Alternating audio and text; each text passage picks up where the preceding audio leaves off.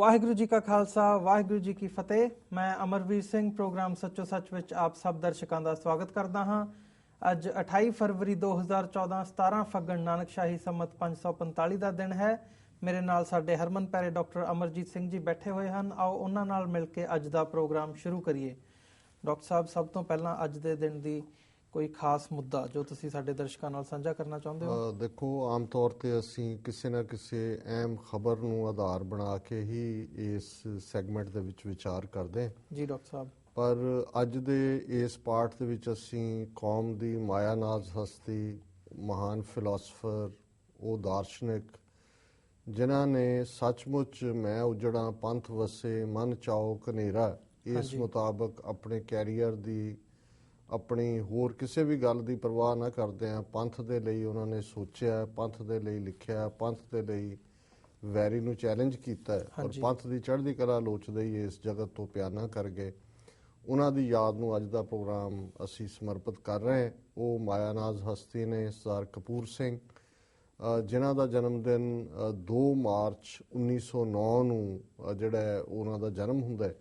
ਕਿਉਂਕਿ ਇਹ ਦਿਨ ਐਤਵਾਰ ਨੂੰ ਆ ਰਿਹਾ ਹੈ ਔਰ ਅਸੀਂ ਇਸ ਸ਼ੋਅ ਨੂੰ, ਅੱਜ ਸਾਡਾ ਇਸ ਹਫਤੇ ਦਾ ਅਖੀਰਲਾ ਸ਼ੋਅ ਹੈ, ਸੋ ਇਸ ਲਈ ਅਸੀਂ ਉਹਨਾਂ ਦੇ ਜੀਵਨ ਦੇ ਉੱਤੇ, ਕਿਉਂਕਿ ਉਹ ਇੱਕ ਸਿਰਫ ਸ਼ਖਸੀਅਤ ਦਾ ਜੀਵਨ ਨਹੀਂ ਹੈ, ਜਦੋਂ ਅਸੀਂ ਉਹਨਾਂ ਦੇ ਜੀਵਨ ਦੀ ਗੱਲ ਕਰਾਂਗੇ ਤਾਂ ਇਹ ਲਗਭਗ 20ਵੀਂ ਸਦੀ ਦੇ ਖਾਲਸਾ ਪੰਥ ਦੀ ਸਿਆਸੀ ਹੋਣੀ ਦਾ ਇਤਿਹਾਸ ਵੀ ਹੈ। ਪਰ ਇਹੀ ਕਾਰਨ ਹੈ ਵੀ ਉਹਨਾਂ ਨੇ ਜਿਹੜੀ ਆਪਣੀ ਆਟੋਬਾਇਓਗ੍ਰਾਫੀ, ਜਿਸ ਨੂੰ ਬਾਇਓਗ੍ਰਾਫੀ ਵੀ ਕਿਹਾ ਜਾ ਸਕਦਾ ਹੈ, ਜਿਸ ਨੂੰ ਇਤਿਹਾਸ ਵੀ ਕਿਹਾ ਜਾ ਸਕਦਾ ਹੈ, ਪਰ ਕਿਉਂਕਿ ਉਹਨਾਂ ਨੇ ਉਸ ਦਾ ਨਾਂ ਸਾਚੀ ਸਾਖੀ ਦਿੱਤਾ ਹੈ।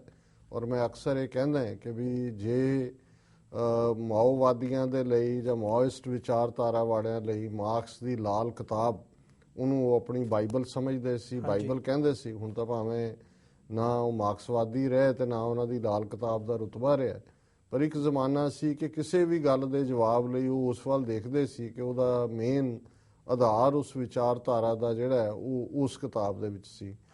ਸੋ ਮੈਂ ਸਮਝਦਾ ਵੀ ਖਾਲਿਸਤਾਨ ਦਾ ਕੇਸ, 47 ਤੋਂ ਪਹਿਲਾਂ ਦੀ ਸਥਿਤੀ, ਕਾਂਗਰਸੀ ਲੀਡਰਾਂ ਗਾਂਧੀ ਨਹਿਰੂ ਦਾ ਸਿੱਖਾਂ ਨਾਲ ਵਰਤਾਰਾ ਔਰ ਕਾਇਦੇ ਆਜ਼ਮ ਮੁਹੰਮਦ ਅਲੀ ਜਿਨ੍ਹਾਂ ਦਾ ਸਿੱਖਾਂ ਪ੍ਰਤੀ ਨਰਮ ਗੋਸ਼ਾ, ਨਰਮ ਰਵੱਈਆ ਔਰ ਅਕਾਲੀ ਲੀਡਰਸ਼ਿਪ ਦੀ ਬਿਲਕੁਲ ਅਕਲ ਤੋਂ ਪੈਦਲ ਹੋਣ ਦੀ ਜਿਹੜੀ ਸਾਰੀ ਕਹਾਣੀ ਹੈ, ਉਹ ਵੀ ਸਾਚੀ ਸਾਖੀ 'ਚ, ਕਿਉਂਕਿ ਸਰ ਕਪੂਰ ਸਿੰਘ ਆਪ ਉਸ ਦੇ ਸਿਰਫ ਚਸ਼ਮਦੀਦ ਗਵਾਹ ਹੀ ਨਹੀਂ, ਉਸ ਦੇ ਅਹਿਮ ਪਾਤਰ ਨੇ।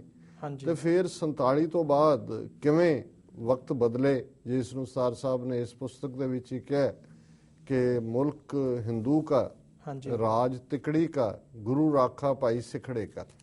ਹੁਣ ਉਹ ਤਿਕੜੀ ਹੈ, ਜਵਾਹਰ ਲਾਲ ਨਹਿਰੂ ਪ੍ਰਧਾਨ ਮੰਤਰੀ ਬਣਦਾ ਹੈ, ਪਟੇਲ ਹੋਮ ਮਿਨਿਸਟਰ ਹੈ, ਚੰਦੂ ਲਾਲ ਤ੍ਰਿਵੇਦੀ ਪੰਜਾਬ ਦਾ ਗਵਰਨਰ ਹੈ।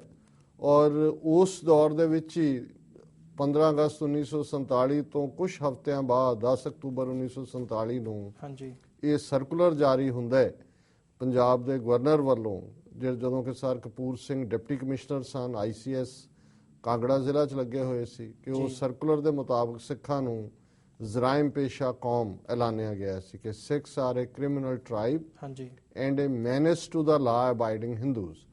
ਔਰ ਉਸ ਤੋਂ ਉਹਨਾਂ ਦਾ, ਕਿਉਂਕਿ ਉਹਨਾਂ ਨੇ ਇੱਕ ਅਣਖੀ ਸਿੱਖ ਦੇ ਤੌਰ ਤੇ ਇਸ ਨੂੰ ਚੈਲੰਜ ਕੀਤਾ, ਨਤੀਜੇ ਦੇ ਤੌਰ ਤੇ ਉਹਨਾਂ ਨੂੰ ਨੌਕਰੀ ਤੋਂ ਸਸਪੈਂਡ ਕੀਤਾ ਗਿਆ ਝੂਠੇ ਚਾਰਜ ਲਾ ਕੇ। 13-14 ਸਾਲ ਦੀ ਉਹਨਾਂ ਦੀ ICS ਦੀ ਨੌਕਰੀ ਅੰਗਰੇਜ਼ ਜ਼ਮਾਨੇ ਦੇ ਵਿੱਚ, ਉਹ ਸਾਰੇ ਨੂੰ ਮਿੱਟੀ 'ਚ ਮਿਲਾਉਂਦੇ ਆ। ਈਵਨ ਸੁਪਰੀਮ ਕੋਰਟ ਤੱਕ ਉਹਨਾਂ ਨੇ ਮੁੜ ਕੇ ਉਸ ਬਿਲਕੁਲ ਅਨਿਆਂ ਭਰੇ ਜਿਹੜਾ ਆਰਡਰ ਸੀ ਉਹਨੂੰ ਚੈਲੰਜ ਕੀਤਾ।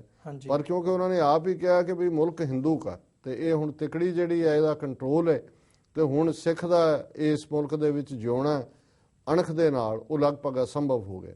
ਸੋ ਅਸੀਂ ਸਮਝਦੇ ਹਾਂ ਵੀ, ਔਰ ਇਸ ਸਾਚੀ ਸਾਖੀ ਦੇ ਮੁੱਢਲੇ ਜਿਹੜਾ ਉਹਨਾਂ ਨੇ ਟਾਈਟਲ ਪੇਜ ਦੇ ਉੱਤੇ ਹੀ ਇਹ ਗੁਰਬਾਣੀ ਦੀ ਤੁਕ ਕੋਟ ਕੀਤੀ ਕਿ ਸੰਤਨ ਕੀ ਸੁਣ ਸਾਚੀ ਸਾਖੀ ਸੇ ਬੋਲੇ ਜੇ ਪੇਖੇ ਆਖੀ, ਕਿ ਇਹ ਫਕੀਰ ਦੀ, ਰੱਬ ਦੇ ਬੰਦੇ ਦੀ, ਸੰਤ ਦੀ ਸੱਚੀ ਕਹਾਣੀ।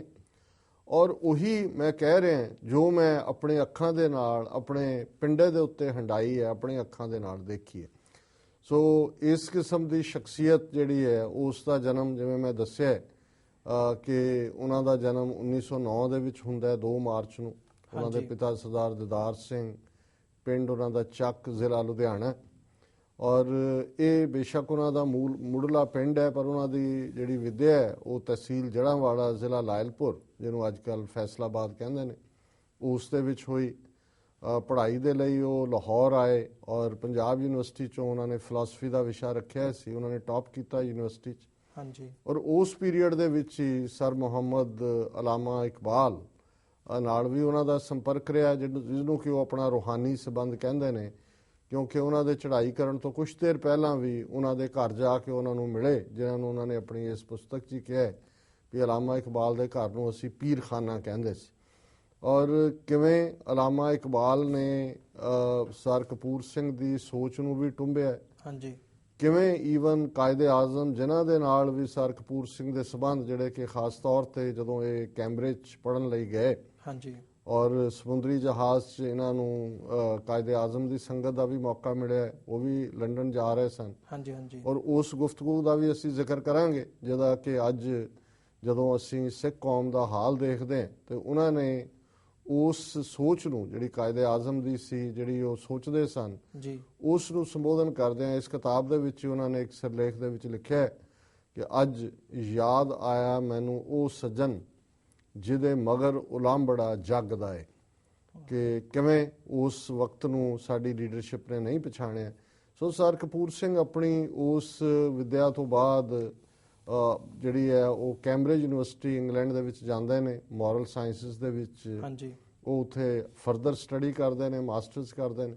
ਔਰ ਉਹ ਇੰਨੇ ਬ੍ਰਿਲੀਅੰਟ ਸਨ ਕਿ ਬਾਅਦ ਦੇ ਵਿੱਚ ਜਿਸ ਨੂੰ ਨੋਬਲ ਪ੍ਰਾਈਜ਼ ਵੀ ਮਿਲਿਆ, ਜਗਤ ਨੂੰ ਪ੍ਰਸਿੱਧ ਫਿਲਾਸਫਰ ਬਰਟਰੈਂਡ ਰਸਲ, ਉਹ ਇੰਨਾ ਪ੍ਰਭਾਵਿਤ ਹੋਇਆ ਉਹਨਾਂ ਤੋਂ ਕਿ ਉਹਨਾਂ ਨੇ ਉਹ ਬਰਟਰੈਂਡ ਰਸਲ ਨੇ ਇਹਨਾਂ ਨੂੰ ਆਫਰ ਵੀ ਕੀਤਾ ਕਿ ਤੁਸੀਂ ਫਿਲਾਸਫੀ ਦੇ ਪ੍ਰੋਫੈਸਰ, ਅਸਿਸਟੈਂਟ ਪ੍ਰੋਫੈਸਰ ਇੱਥੇ ਲੱਗ ਜਾਓ। ਹਾਂਜੀ। ਸੋ ਲੇਕਿਨ ਉਹਨਾਂ ਨੇ ਕਿਹਾ ਵੀ ਨਹੀਂ, ਮੈਂ ਆਪਣੇ ਵਤਨ ਜਾ ਕੇ ਆਪਣੇ ਲੋਕਾਂ ਦੀ ਖਿਦਮਤ ਕਰਾਂਗਾ। ਉਦੋਂ ਹੀ ਉਹਨਾਂ ਨੇ ICS ਦਾ ਐਗਜ਼ਾਮ ਦਿੱਤਾ ਔਰ ਪਹਿਲੇ ਅਟੈਂਪਟ ਦੇ ਵਿੱਚ ਹੀ ਉਹ ਪਾਸ ਹੋਏ, ਵਾਪਸ ਆਏ। ਪੰਜਾਬ ਦੇ ਅੱਡ-ਅੱਡ ਜ਼ਿਲ੍ਹਿਆਂ 'ਚ, ਜ਼ਿਲ੍ਹਾ ਗੁਜਰਾਤ ਜਿਹੜਾ ਅੱਜ ਪਾਕਿਸਤਾਨ 'ਚ ਹੈ, ਉਹਦੇ ਡਿਪਟੀ ਕਮਿਸ਼ਨਰ ਰਹੇ, ਜ਼ਿਲ੍ਹਾ ਕਰਨਾਲ 'ਚ ਰਹੇ।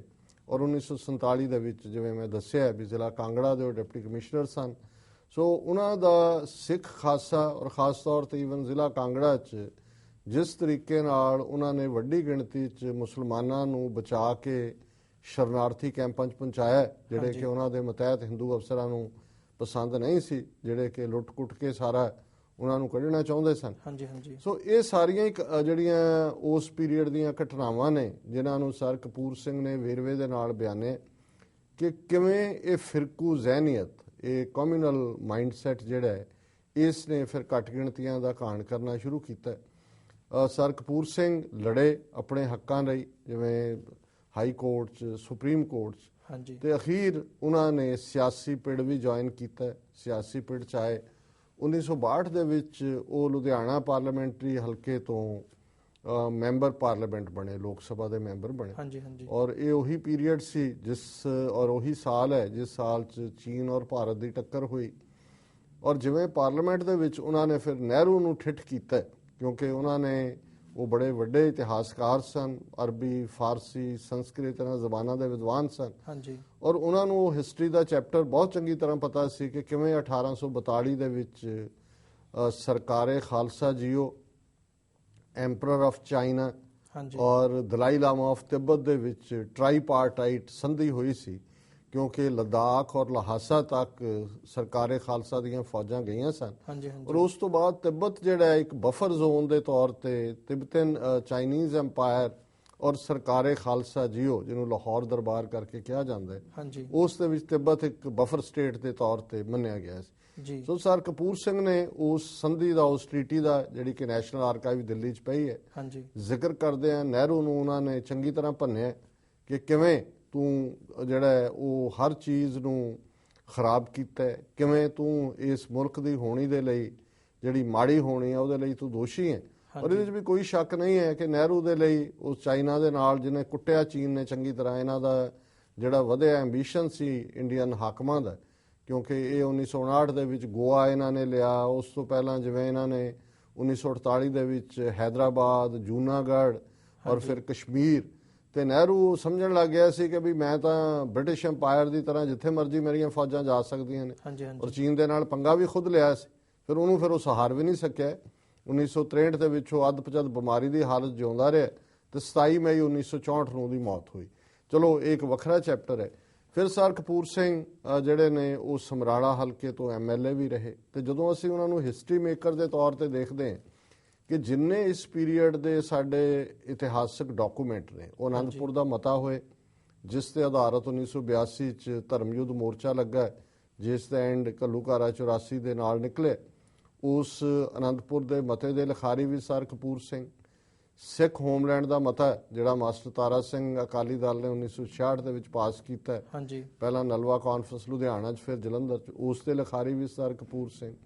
ਔਰ ਇਸ ਦੌਰਾਨ ਜੇ ਨਰਕਧਾਰੀਆਂ ਦੇ ਖਿਲਾਫ ਨਰਕਧਾਰੀਆਂ ਨੇ 13 ਅਪ੍ਰੈਲ 1978 ਨੂੰ 13 ਸਿੰਘਾਂ ਨੂੰ ਸ਼ਹੀਦ ਕੀਤਾ, ਸੋ ਉਹਨਾਂ ਦੇ ਖਿਲਾਫ ਵਾਈਟ ਪੇਪਰ ਜਿਹੜਾ ਸ਼੍ਰੋਮਣੀ ਕਮੇਟੀ ਨੇ ਉਹਨਾਂ ਨੂੰ ਲਿਖਣ ਲਈ ਕਿਹਾ। ਔਰ ਅਕਾਲ ਤਖਤ ਸਾਹਿਬ ਤੋਂ ਜਾਰੀ ਹੁਕਮਨਾਮੇ ਤੇ ਵੀ ਉਹਨਾਂ ਦੇ ਜਿਹੜੇ ਨੇ ਫਿੰਗਰਪ੍ਰਿੰਟ ਨੇ। ਹਾਂਜੀ ਔਰ ਇਸ ਤੋਂ ਇਲਾਵਾ ਜਦੋਂ ਅਸੀਂ ਇਤਿਹਾਸ ਦੇ ਹਵਾਲੇ ਨਾਲ ਦੇਖਦੇ ਹਾਂ ਕਿ ਉਹਨਾਂ ਨੇ ਈਵਨ ਅੱਜ ਵੀ ਯੂਨੈਸਕੋ ਜਿਹੜੀ ਯੂਨਾਈਟਿਡ ਨੇਸ਼ਨਸ ਦੀ ਸੰਸਥਾ ਹੈ, ਉਹਨੇ sacred writings of Guru Granth Sahib ਦੇ ਨਾਂ ਥੱਲੇ ਪਬਲੀਕੇਸ਼ਨ ਕੀਤੀ ਸੀ। ਉਹਦੇ 'ਚ ਵੀ ਜਿਹੜੇ ਉਹਨਾਂ ਦੇ ਸੈਂਟਰਲ ਸ਼ਬਦਾਂ ਦੀ ਟਰਾਂਸਲੇਸ਼ਨ ਹੈ ਉਹ ਸਰ ਕਪੂਰ ਸਿੰਘ ਦੀ ਕੀਤੀ ਹੋਈ ਹੈ। ਇਸ ਤੋਂ ਇਲਾਵਾ ਇੱਕ ਲਿਖਾਰੀ ਦੇ ਤੌਰ ਤੇ ਜਿਹੜੀਆਂ ਉਹਨਾਂ ਦੀਆਂ ਰਚਨਾਵਾਂ ਅੱਜ ਵੀ ਉਹਨਾਂ ਨੇ ਪੰਜਾਬੀ ਦੇ ਵਿੱਚ ਵੀ ਲਿਖਿਆ। ਉਹਨਾਂ ਪ੍ਰਾਸ਼ਰ ਪ੍ਰਸ਼ਨਾ, ਹਸ਼ੀਸ਼, ਸਪਤਸ੍ਰਿੰਗ, ਬਹੁ ਵਿਸਤਾਰ, ਪੁੰਡਰੀਕ, ਮਨਸੂਰ ਅਲ ਹਲਾਜ਼, Sikhism for Modern Man, Me Judas, Sacred Writings of the Sikhs, Contributions of Guru Nanak, The Hour of Sword, Guru Arjan and His Sukhmani, ਇਹ ਉਹਨਾਂ ਦੀਆਂ ਪ੍ਰਮੁੱਖ ਰਚਨਾਵਾਂ ਨੇ।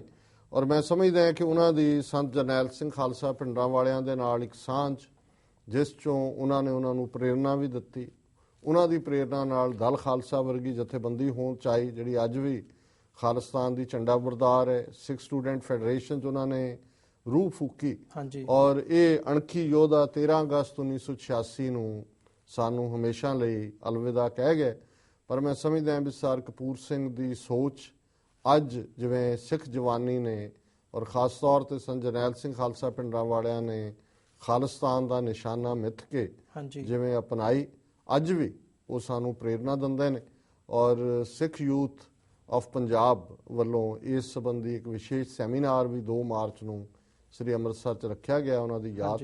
ਸੋ ਅਸੀਂ ਅੱਜ ਦਾ ਇਹ ਪ੍ਰੋਗਰਾਮ ਉਹਨਾਂ ਦੀ ਯਾਦ ਨੂੰ ਹੀ ਸਮਰਪਿਤ ਕਰਦੇ ਹਾਂ ਔਰ ਇਹ ਆਸ ਕਰਦੇ ਹਾਂ ਵੀ ਇਸ ਤਰ੍ਹਾਂ ਹੀ ਉਹਨਾਂ ਦੀਆਂ ਲਿਖਤਾਂ, ਉਹਨਾਂ ਦਾ ਅਡਿੱਗ ਵਿਸ਼ਵਾਸ, ਉਹਨਾਂ ਦੀ ਖਾਲਸਾਈ ਅਣਖ ਔਰ ਕੌਮ ਦੇ ਲਈ ਮਰ ਮਿਟਣ ਦਾ ਜਜ਼ਬਾ ਸਾਡੀ ਕੌਮ ਨੂੰ 21ਵੀਂ ਸਦੀ ਦੇ ਅੰਦਰ ਵੀ ਉਵੇਂ ਹੀ ਪ੍ਰੇਰਨਾ ਦਿੰਦਾ ਰਹੇਗਾ ਔਰ ਕੌਮ ਆਪਣੀ ਮੰਜ਼ਿਲੇ ਮਕਸੂਦ ਖਾਲਿਸਤਾਨ ਨੂੰ ਹਾਸਲ ਕਰੇਗੀ। ਜੀ ਡਾਕਟਰ ਸਾਹਿਬ, ਵਿਊਅਰਸ ਹੁਣ ਸਮਾਂ ਹੋ ਗਿਆ ਹੈ ਇੱਕ ਬ੍ਰੇਕ ਦਾ। ਤੁਸੀਂ ਸਾਡੇ ਨਾਲ ਇਸੇ ਤਰ੍ਹਾਂ ਬਣੇ ਰਹੋ। ਅਸੀਂ ਮਿਲਦੇ ਹਾਂ ਇੱਕ ਛੋਟੇ ਜਿਹੇ ਬ੍ਰੇਕ ਤੋਂ ਬਾਅਦ।